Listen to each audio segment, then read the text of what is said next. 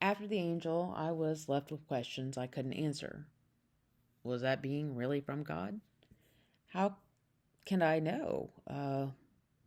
Why was it shrouded in darkness when God's supposed to be light? Doesn't help that, you had the Touched by the Angel series. That was my idea of what a angel looked like. Can demons tell the truth? How do I know I wasn't being deceived by something pretending to be holy? Can the Holy Spirit really take over your body without permission? Because I gotta tell you, that really did feel like possession. Isn't possession what the enemy does? So here I am. I'm 16 years old, and I have no framework for any of this. I encountered people in my life that were obsessed with the Left Behind series, and people who held simultaneous beliefs that demons were bad, demons can hurt you, but demons aren't real. They're just metaphors meant to communicate the battle between good and evil. Not quite sure how you can think that they can hurt you if they're not real, or that they're bad if they're not real. So no one seemed to have a framework that matched what I was actually experiencing. Not long after the encounter, with all of these questions flooding my mind, there was a dream that began. And it would become the most consistent dream of my life, returning again and again over the next 20 years. So there I am. I'm standing at the center of an amphitheater, down on the bottom where the stage is supposed to be, and there's water pooling all around. It's coming in. It's kind of like this. It's like a more of a rune area of an amphitheater in runes.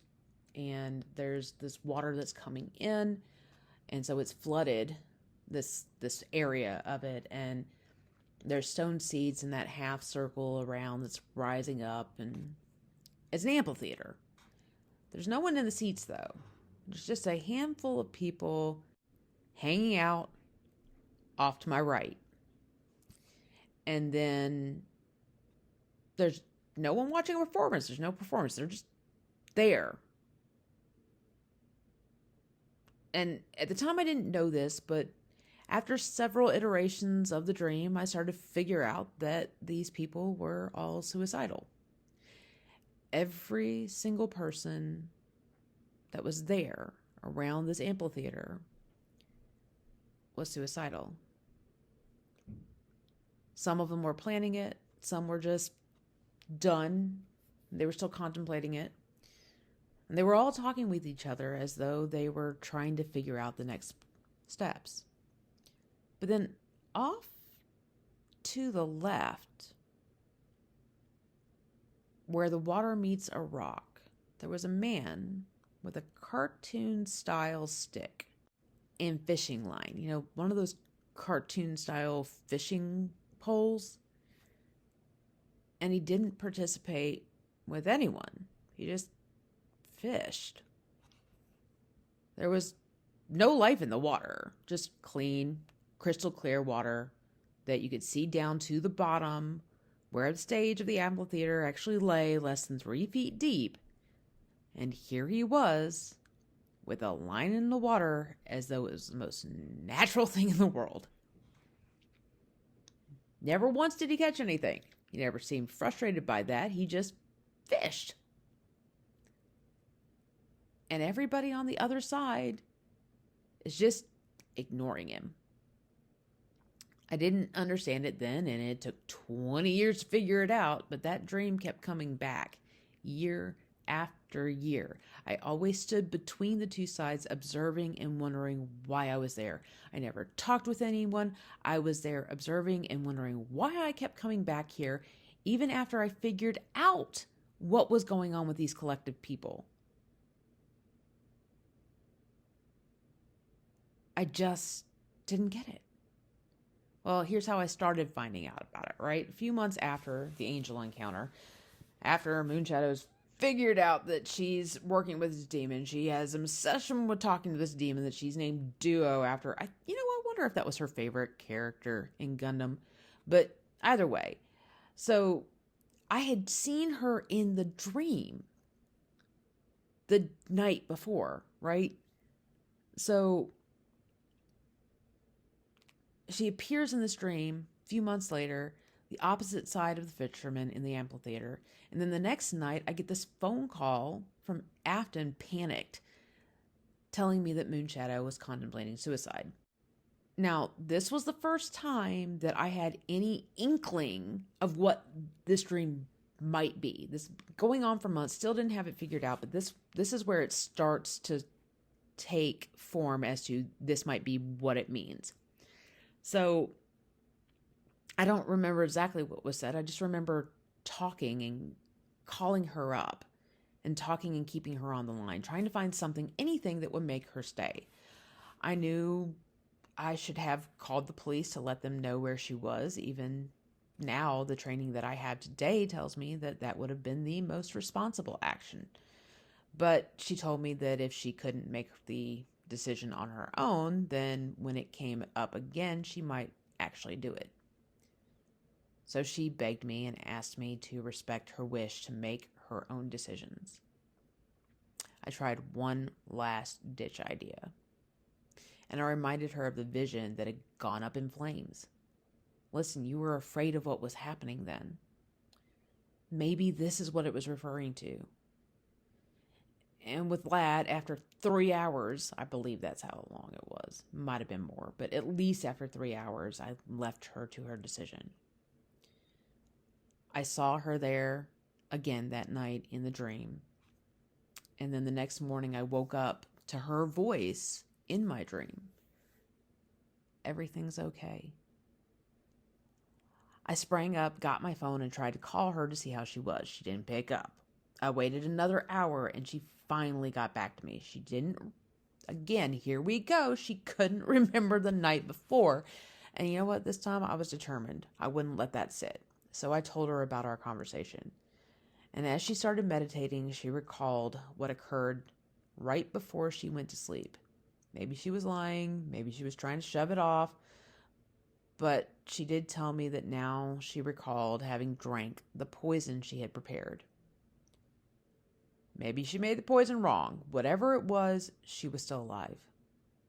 Whether it was my words or something else, or just the fact that the night eventually ended, she made it through.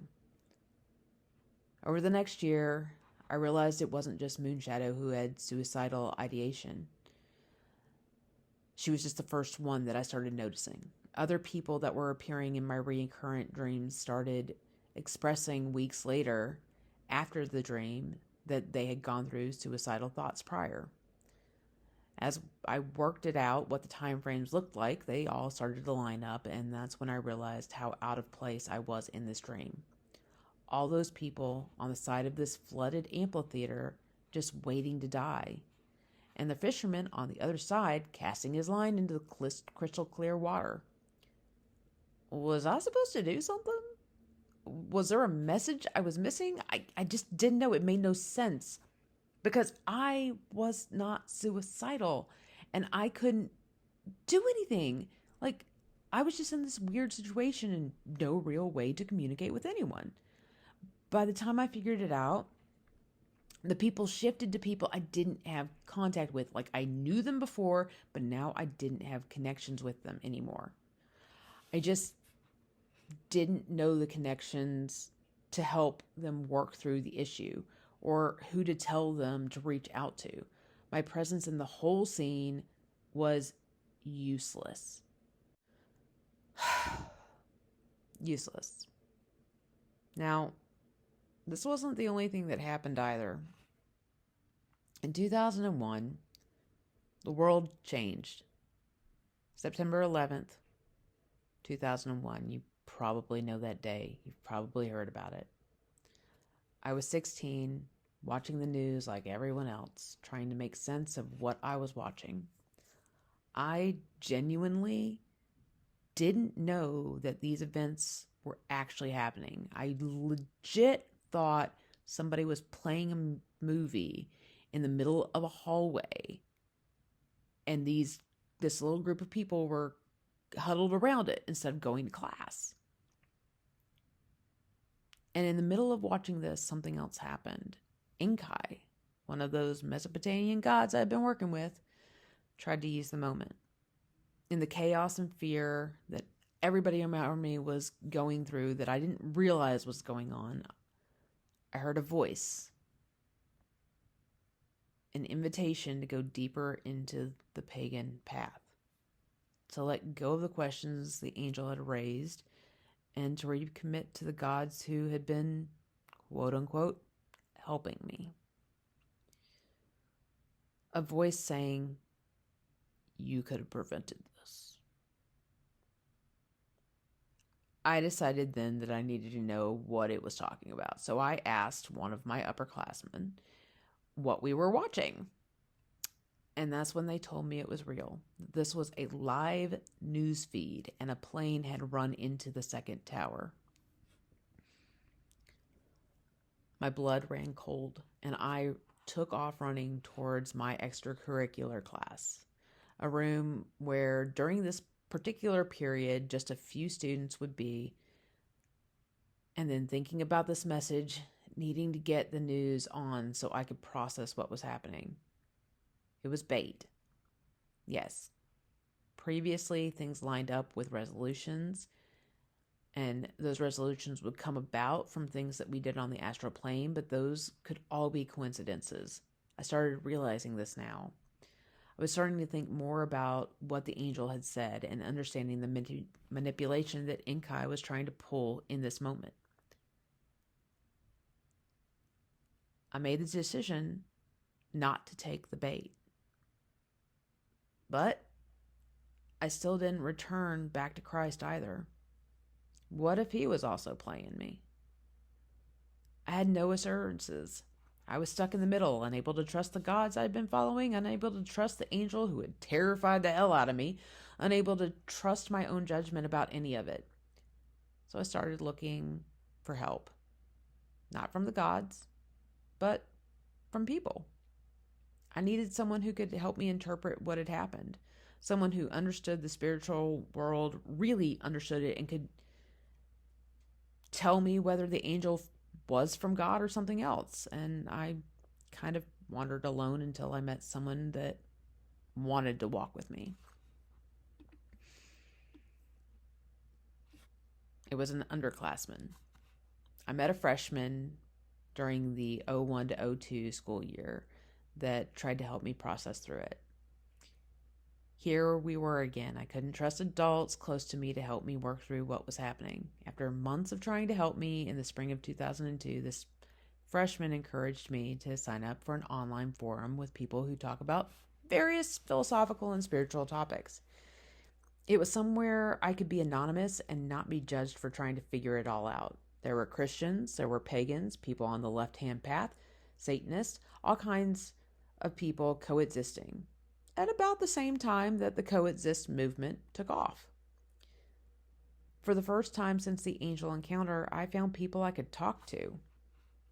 Not people who had answers, though. These people also had questions.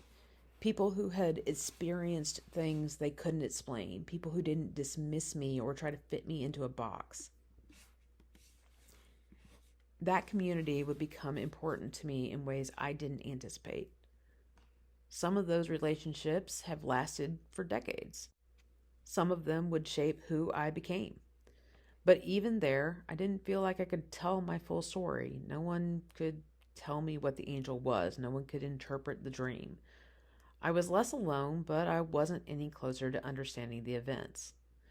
However, they did help me understand other things, how to ask better questions, how to sit with uncertainty, how to test what spirits were saying, and the importance of free will in the battle for the soul. That one probably was the largest contribution, the importance of free will in the battle for the soul. All of these would later help me turn back towards Christ. But now that dream, it kept coming. The fishermen kept fishing where there were no fish. The people would continue to change, and I kept waking up without answers. Now I was 17, and then I was 18, and then older. Those questions didn't really go away. The dream didn't stop, and the angel's warning remained in my knees, still causing me to want to buckle over. Was I supposed to go back to Christ? How could I, when I didn't even understand what had happened? Was I supposed to say pagan? How could I do that when my gods had failed against whatever possessed Moonshadow? Was I supposed to do something about the people in that amphitheater? I didn't have connections to them. I didn't have answers. So, across oceans, through uniforms and ceremonies, I still can't fully explain. I was trying to follow God. I just couldn't find a church. Couldn't find anybody to help me follow him. I am Alethea, and this is Wandering Sinai.